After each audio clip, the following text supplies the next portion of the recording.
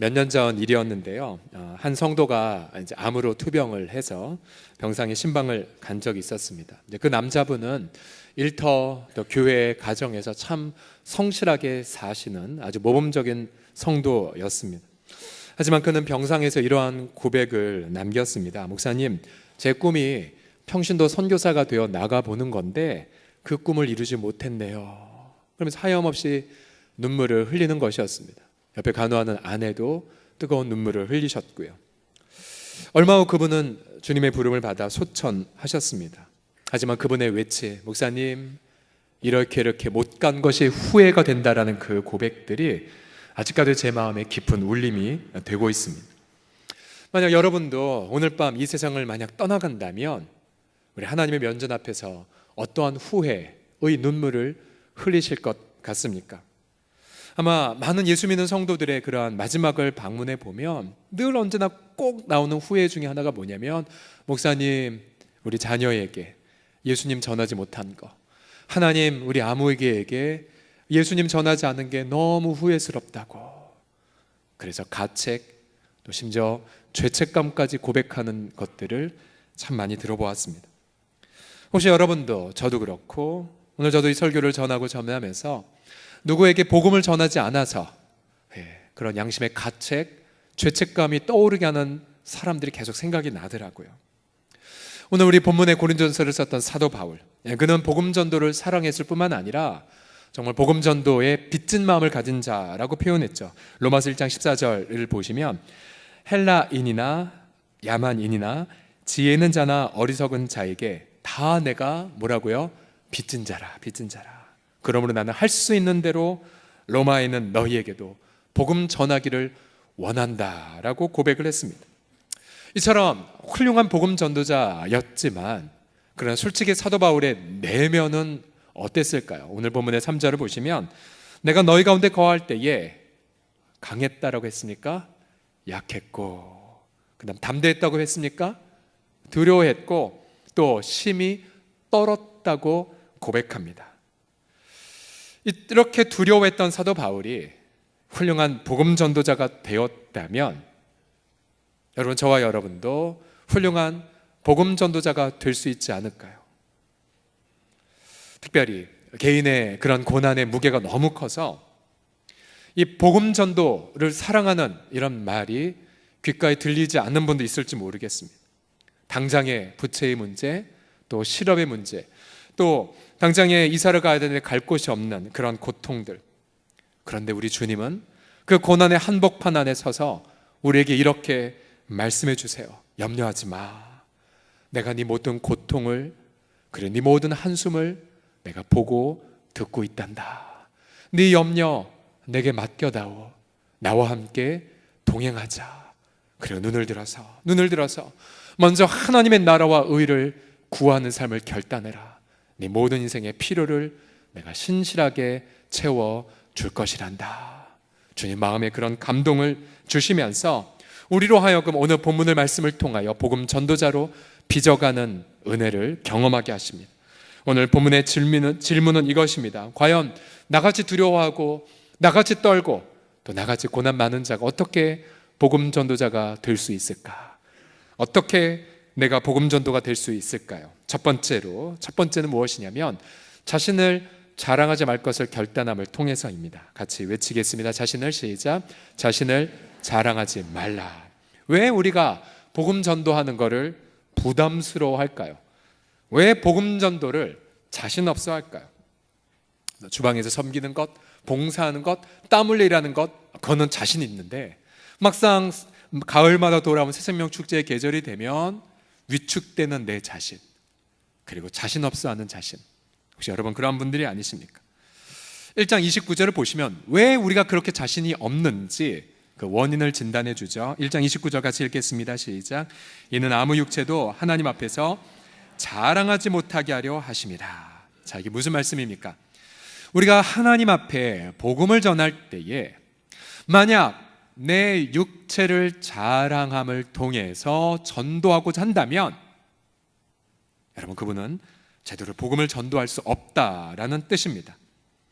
오히려 하나님은 내 육체의 자랑거리를 통해서 전도하기보다는 오히려 나의 약함을 통하여 혹은 나의 눈물을 통하여서 복음이 증거되기를 원하세요.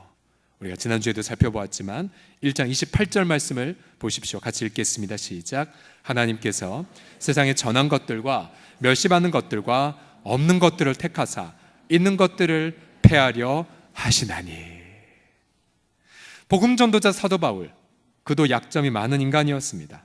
바울은 당시 웅변가들처럼 달변가가 아니었고요, 언어의 화려한 마술사도 아니었습니다. 좀 말이 어눌했다는 표현도 있었죠. 전해지는 교회의 전승에 따르면 그는 키가 작고 구부정했으며 코는 매부리코에 머리는, 이 부분이 잘 마음에 듭니다. 머리는 대머리였다라고 그렇게 전해져 옵니다. 호감이 가는 인물과 외모가 아니었어요.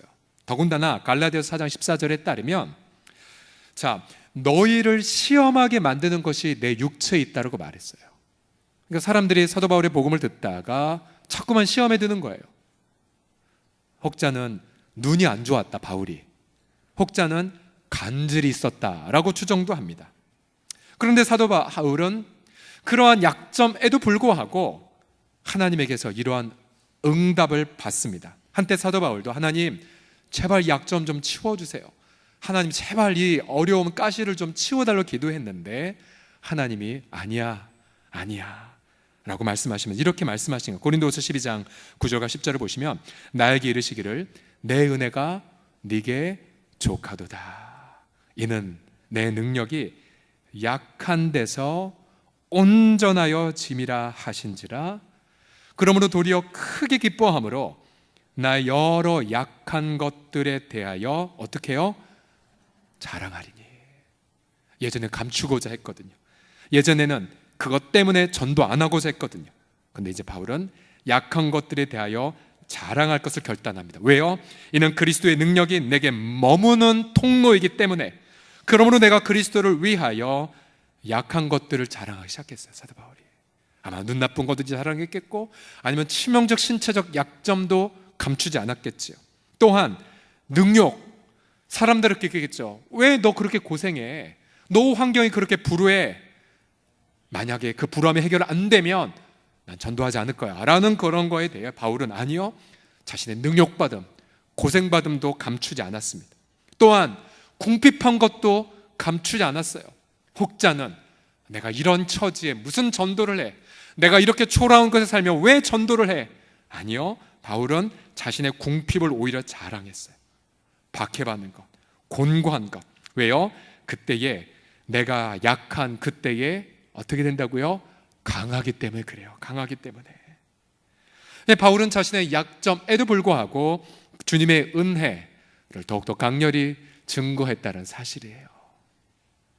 제 서재에 이런 책들이 있어요. 전도왕에 대한 책인데 정말 많은 전도왕에 대한 책들이 있어요. 예를 들어 아줌마 전도왕. 그 다음에 부부 전도왕. 그 다음 커피숍 전도법. 그 다음, 이 자리에 계신 할머님 잘 들으세요. 할머니의 전도법이라는 책도 있어요. 할머니의 전도법. 그리고 우리 교회가 잘하죠. 아마 이거 드시고 저희 교회 오신 분, 등록하신 분도 있는데 부침개 전도 이야기, 또 이런 책도 있어요. 이런 전도왕들의 삶을 보면 우린 이런 선입견을 가져. 야, 이분들이야 뭔가 화려하고 달변이고 또 탁월한 언변에 또 무슨 정말 자동차 판매 왕의 그런 열정과 같은 이런 열정이 있겠지라고 생각할 수가 있습니다. 근데 막상 이분들의 삶을 보면요, 공통점이 하나 있어요. 그것은 이 양반들의 삶과 우리의 삶이 똑같다는 거예요.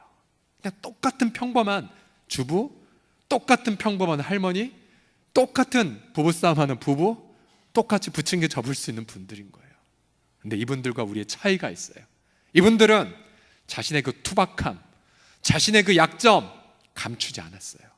오히려 그것을 복음 앞에 바쳤더니 하나님은 그들의 그 투박함을 통해 풍성한 전도왕의 열매를 맺게 하셨다라는 사실입니다. 요즘은 여러분, 우리도 옛날에는 이렇게 한국교회에서 복음을 전한 적이 있어요. 예수 믿으세요, 부자 될 겁니다. 예수 믿으세요, 높은 자리 올라갈 거고, 예수 믿으세요, 건강해지고, 예수 믿으세요, 자녀들 대학교에 똑똑 합격할 거예요. 그러나 성경은 말하죠, 육체의 자랑을 통해 증거하지 않기로 하나님이 결단하셨다고요. 오히려 우리가 증거하는 그 십자가는 하나님의 어리석음이었잖아요. 십자가는 하나님의 유약함을 뜻했잖아요. 그래서 여러분 이렇게 전하셔야 돼요. 예수님 믿으세요, 저 가난해요, 그런데 왜 이렇게 나의 마음은 행복하죠? 예수님 믿으세요, 저 병약해요, 그러나 왜 제 마음에 소망이 가득하죠? 예수님 믿으세요, 저 홀로 외롭게 살지만 주님 때문에 외롭지 않아요. 오히려 소외된 이웃들 눈물 닦아주는 삶을 삽니다.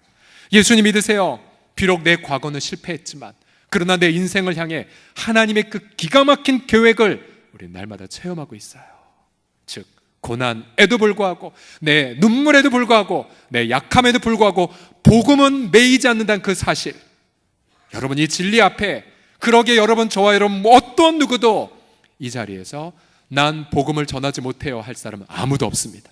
오히려 난 못해요 하는 그 사람을 통해 우리 하나님은 복음의 위대한 영광을 아름답게 현시하여 주실 줄을 믿습니다.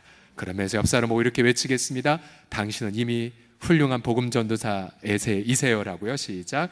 당신은 이미 훌륭한 복음 전도자이십니다. 아멘, 아멘. 자, 두 번째로 어떻게 복음 전도자가 될 수 있냐면, 그럼 뭘 자랑해야 되냐? 예수님과 십자가만을 자랑하셔야 돼요. 두 번째 같이 읽어봅시다. 시작.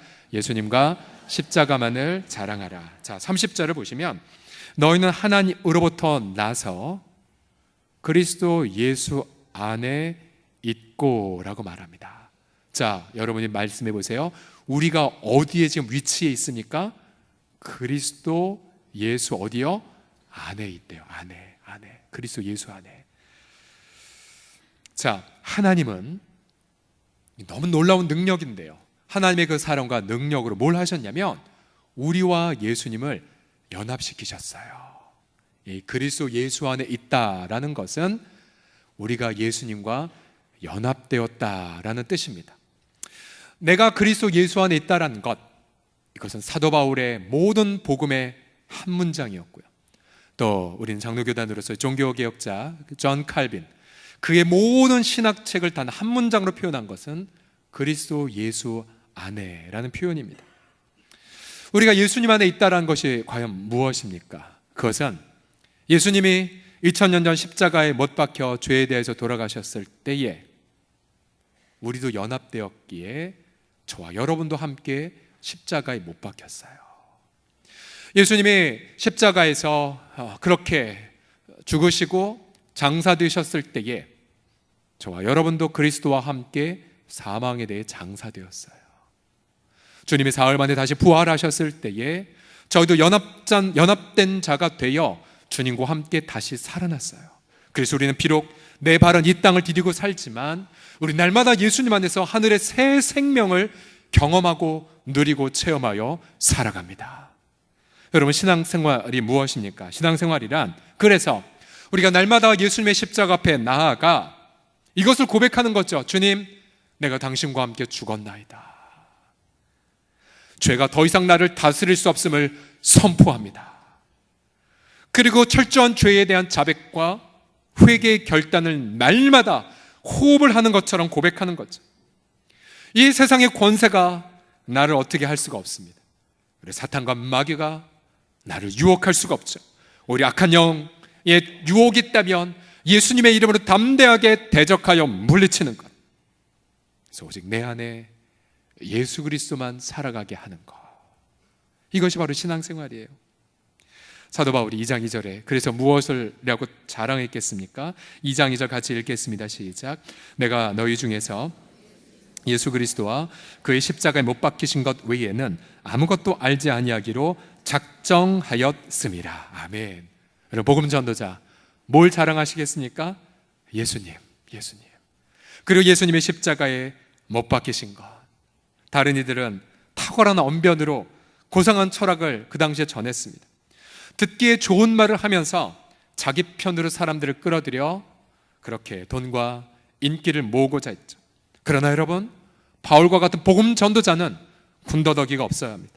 메시지는 단순합니다. 그러나 능력이 있지요. 사도행전 2장 36절에 사도들이 전했던 이 복음의 한 문장을 보십시오.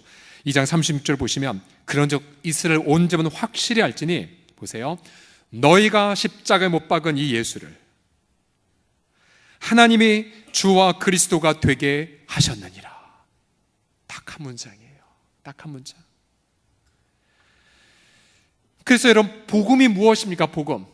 복음이란 예수님이 죽으실 만큼 내 죄가 심각하다는 사실이죠. 그러나 또 복음이 무엇입니까? 예수님이 대신 돌아가실 만큼 나를 사랑하셨다는 소식이 아니겠습니까? 여러분, 누군가에게 이렇게 전해본 적 있습니까? 당신의 죄 때문에 예수님이 돌아가셨지만 하나님의 예수님을 다시 살리셨어요. 이 단 한 문장의 메시지, 저와 여러분이 이 자리에 있다는 것도 어느 누군가가 여러분에게 이 소식을 전했기 때문이 아닙니까? 그러기에 여러분, 다른 고상한 말 하려 하지 마십시오. 그저 좋은 소식을 있는 그대로 증거하십시오. 이제 가을의 단풍이 시작되고 있잖아요. 여러분, 우리 입술에 아름다운 열매 뭐로 나타내시겠습니까? 내가 올 2018년도를 잘 살았다는 것을 뭐로 입증하시겠어요? 입을 열어주세요. 그리고 예수님을 자랑해 주세요. 그리고 그가 정말로 하나님의 사랑을 받았다는 것을 십자가를 통해 증명해 주십시오. 그래서 이번 가을 여러분의 입술에 복음 전도의 아름다움의 색깔의 열매가 맺혀지는 이 가을이 되기를 예수님의 이름으로 축복합니다. 마지막, 어떻게 복음 전도자가 될 수 있을까요? 성령님께 과정과 결과를 맡김을 통해서입니다. 같이 읽어볼까요? 성령님께, 시작. 성령님께 과정과 결과를 맡기라. 여러분, 우리가 복음을 전할 때 가장 부담되는 생각 중에 하나가 뭐냐면, 거부당하면 어떡하지? 그래, 나 상처받으면 어떡하지? 또 욕먹으면 어떡하지? 등의 생각이죠. 근데 여러분, 앞서 사도 바울의 솔직한 고백대로 이런 마음은 누구나 다 있는 거예요. 두렵고 떨리고 부담되고. 여러분, 그때마다 훌륭한 복음 전도자는 뭐라고 고백합니까? 성령님 도와주세요. 성령님, 저는 입술만 열겠습니다. 결과는 주님께 맡깁니다. 이렇게 고백을 하셔야 돼요. 바울이 어떻게 살았는지 보세요. 4절에 보시면 내 말과 내 전도함이 설득력 있는 지혜의 말 의지하지 않기로 결단했다. 다만 성령의 나타남과 능력을 신뢰하며 전했다라고 고백합니다. 이 본문에서 성령의 나타남과 능력이란 이 뜻은요, 사도 바울의 모든 서신서를 보게 되면 어떤 기적, 능력도 포함되지만, 그러나 바울의 마음속에는 좀 더 다음과 같은 인격적인 표식을 의미합니다. 인격적인 표식. 예를 들어 데살로니가서 1장 5절을 보게 되면, 이는 우리 복음이 너희에게 말로만 이룬 것이 아니라 또한 능력과 성령과 그 다음 무엇을 임했다고 말합니까? 큰 확신으로 임했다라고 말해요. 큰 확신. 즉, 우리 복음 전도 훈련을 받는, 전폭 훈련을 받는 분들의 고백이 무엇입니까? 제일 첫 번째 감격이 뭐냐면, 내가 누군가에게 입을 열어 예수님을 전하는데 너무 복음에 대한 감격에 주체할 수 없다라는 걸 고백해요. 복음 전도자가 큰 확신을 경험하는 것, 이게 바로 성령의 나타남이에요. 또한 데살로니가전서 2장 13절을 보게 되면 이게 놀랍죠. 하나님의 말씀을 받을 때에 사람의 말로 받지 아니하고 무엇을 받는다고요? 하나님의 말씀으로 받는데요. 아니, 우리같이 말도 못하는 자가, 아니, 우리같이 조리 있게 말 못하는 자인데 우리가 복음을 전했더니 그 사람이 내 말로 받는 것이 아니라 하나님의 말씀으로 받는데요. 제가 고등학교 1학년 때에 그 당시에 저희 반에 예수님에 대한 큰 논쟁이 있었어요. 근데 저는 그때 교회 다니기 전이었는데, 그때 그 당시에 서울 순복음교회에 있는 최성규라는 학생 회장이, 사실 그 친구는 뭐 아주 솔직한 친구였거든요. 예를 들어 난 예수님 재림하기 전에 장가 가고 싶다, 뭐 이런 얘기를 하든지, 그냥 똑같은 친구였는데 갑자기 이렇게 말들이 오는 거 보더니 자리에서 책상을 탁 차고 탁 일어나더니, 야, 토기장이가 자신의 주권대로 행하는 거 아니야, 딱 외치고 나갔어요. 근데 여러분, 그 울림이, 그 말이 제게 하나님 음성처럼 들렸어. 아, 그렇구나. 하나님이 주권자구나. 주권자구나. 그러니까 제가 예수님을 영접하기 한 2개월 전인 것 같은데요. 그러니까 인간이 말을 했는데 하나님의 음성으로 들리는 거예요. 이게 바로 성령의 나타남이에요. 저는 여러분도 동일하게 여러분이 입술을 열어 복음을 증거할 때에 여러분의 복음을 듣는 사람들이 여러분의 말로가 아니라 하나님의 말씀으로 듣는 그런 은혜를 경험하시기를 예수님의 이름으로 축복합니다. 또한 성령의 그 나타남은요, 소망의 넘침으로 임해요. 로마서 15장 13절을 보게 되면 성령의 능력으로 뭐가 넘친다고요? 소망이. 여러분, 소망은 희망이고 그리고 우리가 살아갈 이유가 되죠. 근데 여러분, 이 소망은 너무나 놀라운 것이 무엇이냐면, 예를 들어 사업이 다 망해서 정말 자살하고 싶은 그 사업가에게 복음을 전하면 세상 소망은 돈이잖아요. 사업이 펼쳐지는 거잖아요. 근데 그분은 사업의 문을 닫음에도 불구하고 복음 때문에 소망을 갖고 다시 살아나요. 환자들에게도요, 비록 그가 내일 모레 죽어갈 것 같지만 그러나 복음을 듣는 순간 소망을 경험하죠. 그럼 그가 자리에서 일어나 위로를 받고 오히려 복음을 전해요. 소망의 역사. 이처럼 성령의 나타남은 큰 확신, 하나님 말씀으로 받음, 또한 소망, 무수하게 많죠. 한마디로 요약하면 우리가 복음을 증거할 때 예수님이 나타난다는 것이에요. 우리의 언어, 우리의 인격, 우리의 삶을 통해 예수님이 드러나게 돼서 사람들은 복음 전한 우리에 통하여서 예수님의 영광을 봅니다. 그래서 그 결과 고린도서 2장 5절의 말씀처럼 그들 마음속에 믿음이 생겨지게 되고 그 믿음이 바로 하나님의 구원을 경험하는 통로가 됨을 체험하게 됩니다.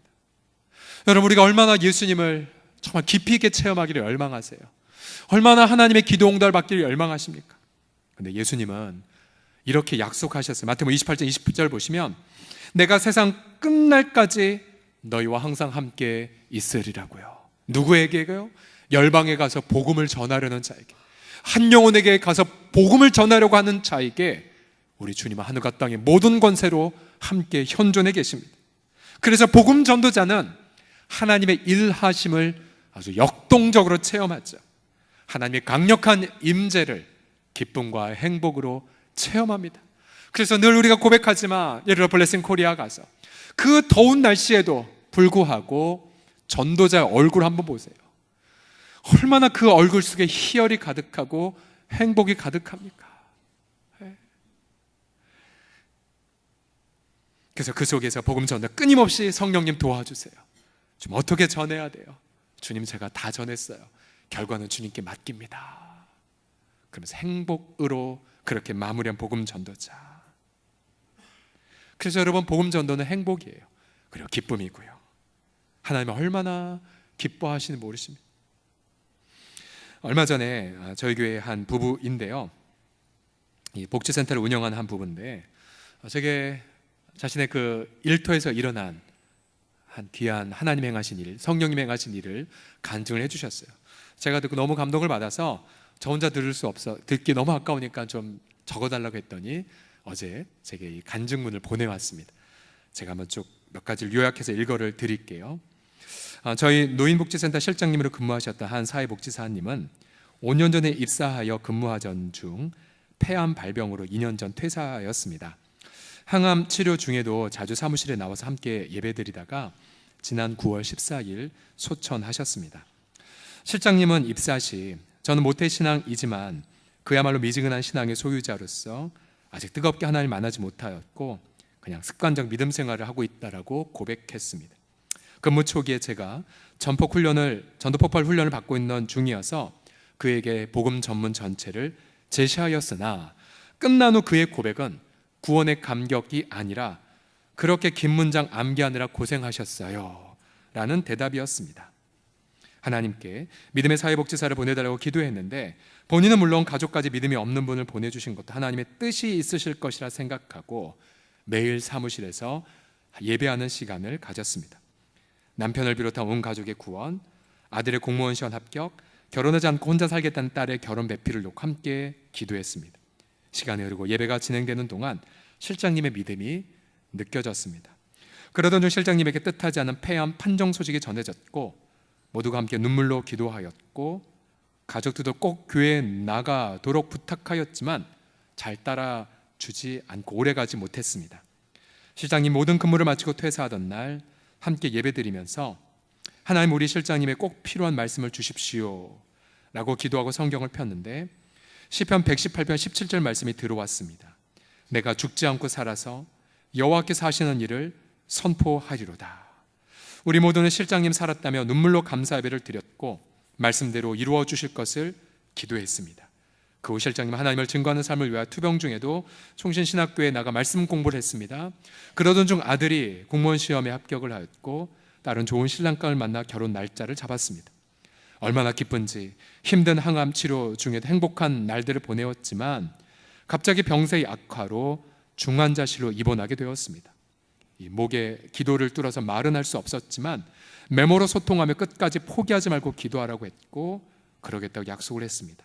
며칠 후 아들로부터 병원에서 마지막 인사를 하라고 한다는 긴급한 전화를 받고 달려갔습니다. 호흡이 되지 않는 고통 중에도 실장님은 오히려 사모님 저에게 신앙을 세워주셨잖아요. 사모님 저에게 신앙을 세워주셨잖아요 라고 오히려 우리들을 격려했습니다. 가족들의 구원을 위해서 믿음 생활 잘하고 천국에서 꼭 만나자고 유언을 남길 것을 주문했습니다. 실장님은 혼수 상태에 있다가 2시간 후 천국으로 갔습니다. 저희와 헤어진 후 2시간여 동안 실장님은 있는 힘을 다해 남편과 자녀들에게 하나님께서 지금까지 행하셨던 은혜와 하나님 안에서 믿음의 삶을 살다가 꼭 천국에서 다시 만날 그날을 약속하는 유언을 글로 남기고 아주 평안한 모습으로 천국으로 갔다고 했습니다. 장례식장에서 따님은 중환자실에서의 엄마는 너무도 담대했다고 증거했습니다. 그리고 이것이 믿음이고 하나님께서 끝까지 지켜주신 것이라고 깨닫게 되었으며 온 가족이 눈물바다 속에 엄마의 유언대로 아내의 유언대로 지키며 살겠다고 약속했습니다. 남편분도 다음 주부터 빠지지 않고 교회에 꼭 나가겠으며 자녀들을 믿음으로 이끌어 가겠다고 다짐했습니다. 실장님이 지금 천국에서 위로받을 걸 생각하며 가슴속에서 지난 전율을 느꼈습니다. 마지막 면회를 하고 돌아오는 길에 내가 죽지 않고 살아서 여호와께서 하시는 일을 선포하리로다 라는 말씀, 하나님께서 살려주신다는 말씀이라 믿었는데 왜 데려가십니까요? 라는 푸념 비슷하게 말씀드렸을 때 그러나 가족들로부터 그 중환자실에 일어났던 일들, 유언 그리고 가족들의 눈물 가운데의 그 결단을 듣고 나서야 주신 말씀의 참 뜻을 깨달았습니다. 그리고 하나님 말씀이 1.1획도 틀리지 않는다는 것 새삼 확인하였으며 우리도 하나님 보호하심과 인도하심 속에 살아가고 있다는 것에 깊은 감사를 드렸습니다. 모든 영광을 하나님께 올려드립니다. 우리도 박수를 함께 영광 올려드릴까요? 너무 귀하죠. 여러분 이 부부 그냥 평범한 부부예요. 그러나 일터에서 날마다 예배를 드리고 그러면서 성령의 나타남을 일터 현장에서 경험해서 결국은 온 가족 복음 전도의 열매를 맺게 되었다는 사실이죠. 그러기에 우리 사랑하는 성도들이요, 이 자리에 계신 어떠한 누구도 나는 복음 전도할 수 없다라고 도망갈 수 있는 분은 아무도 없습니다. 오히려 여러분 이번 가을 새세명 축제에 진정한 복음 전도자 강사는 바로 여러분 자신입니다. 여러분 이미 훌륭한 복음 전도자이세요. 여러분 이번 가을 입술을 열어 누구에게 과연 복음을 증거하시겠습니까? 기도하겠습니다.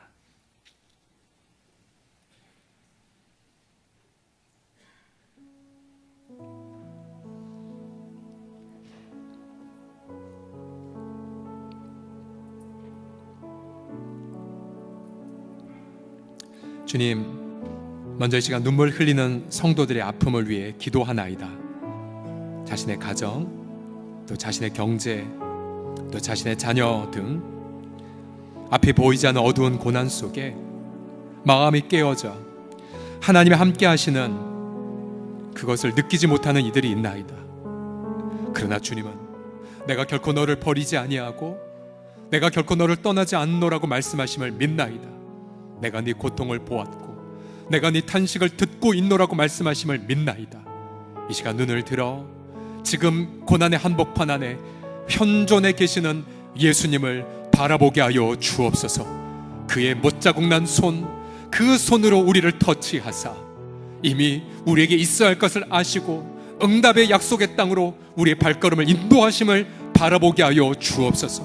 눈을 들어 일어나 나와 함께 하자. 이미 겨울도 지났고 비도 그쳤고 이미 열매를 맺고 있는 그 현장 속에 함께 나아갈 것을 말씀하신 주님, 주여 내 연약함을 감추지 않겠나이다. 내 가난을 그리고 내 수치와 궁핍함을 아버지 숨기지 아니하겠나이다. 질그릇과 같은 투박한 내게 복음의 보물을 담아 주셨사오니 주 예수님이 가을 내 마음을 활짝 열어 당신을 자랑하는 아름다운 복음 전도의 열매를 맺는 우리 모두가 되게 하여 주시옵소서. 우리 다 같이 합심하여 함께 동성으로 기도할 때에 우리 회개의 고백, 또 우리가 예수님과 함께 이미 죽었노라고 하는 그 고백들, 그러면서 주님이 생각나게 하시는 그 한 영혼을 품고 함께 시간 동성으로 기도하겠습니다. 기도합시다. 은혜와 자비가 풍성하신 주 예수여, 아버지 자꾸만 그 영혼이 생각이 나요. 하나님, 자꾸만 우리 생각 속에 아버지 그가 믿지 않을 거라고 선입견을 갖습니다. 그러나 하나님, 그가 여전히 지금도 호흡을 갖고 있다는 것, 지금도 여전히 내게 기억난다는 것, 아버지 그에게 아버지의 복음을 증거하라고 하는 하나님 부르심이 아니겠나이까. 아버지 하나님이시여, 아버지 내가 정말 아버지 하나님의 나와 함께 하신 하나님을 깨달으면서 주님 위로와 또 아버지 하나님이여 그런 소망과 또 하나 큰 확신을 우리 모든 성도들에게 부어주십시오. 우리 주 아버지 하나님, 우리 모든 사랑하는 성도들의 그 내면 가득히 아버지 성령으로 말미암아 그 기쁨의 마음이 넘쳐나게 하여 주시옵시오. 내가 그리스도와 함께 가득한데 제가 되어 아버지 주님과 함께 죄에 대하여 십자가에 못 박혀 죽었고 내가 주님과 함께 장사되었으니 주님 다시 사실 때 내가 다시 아버지 하나님의 새 생명을 선물로 받은 것을 이 시간에 자각하게 하여 주십시오.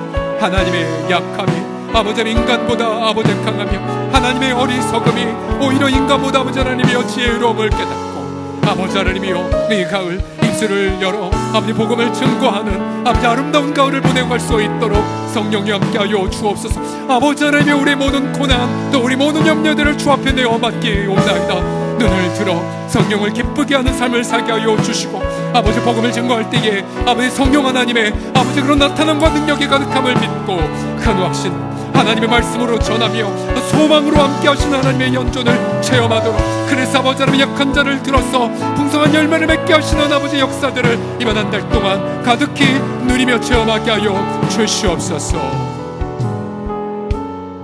이 모든 말씀 우리 주 예수 그리스도의 이름으로 기도